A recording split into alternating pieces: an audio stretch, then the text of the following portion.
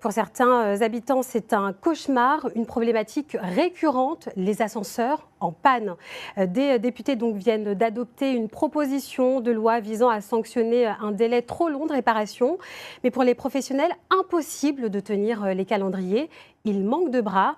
Alors certains tentent de susciter des vocations comme au lycée Branly à Lyon. Kelvin Zinglac et Jean-Marc Nouknouk. Chaque retour de course est un enfer pour les habitants de cet immeuble. 8 étages et plus d'ascenseurs depuis le mois de janvier.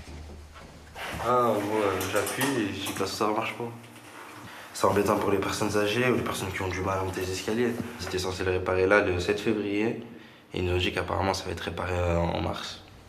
Les pannes dans les immeubles sont de plus en plus fréquentes. Et pour cause, les installations sont vieillissantes. Problème, le métier d'ascensoriste est lui en tension. Alors, la filière recrute. 3 établissements forment à ce métier dans notre région, comme ici au lycée Branly à Lyon.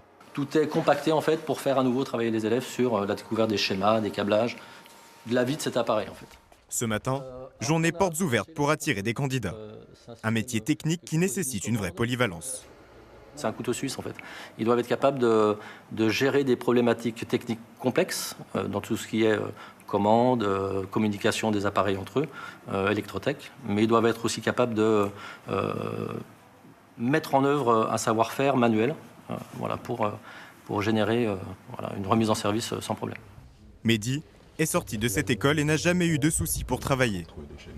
J'ai juste 2-3 coups de fil à donner et j'ai des entretiens derrière. Et sans aucun souci de postulation, enfin quoi que ce soit, tout de suite pris direct derrière. Parce qu'il manque de la main-d'œuvre, tout simplement.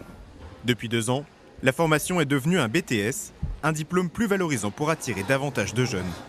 Et c'est le groupement des ascensoristes qui avait pas mal de difficultés à recruter. Et en se disant que la bonne réputation des BTS, ils auraient plus de facilité à recruter et donc pour les entreprises, plus de facilité à embaucher. La fédération affirme que 100% des diplômés trouvent un emploi.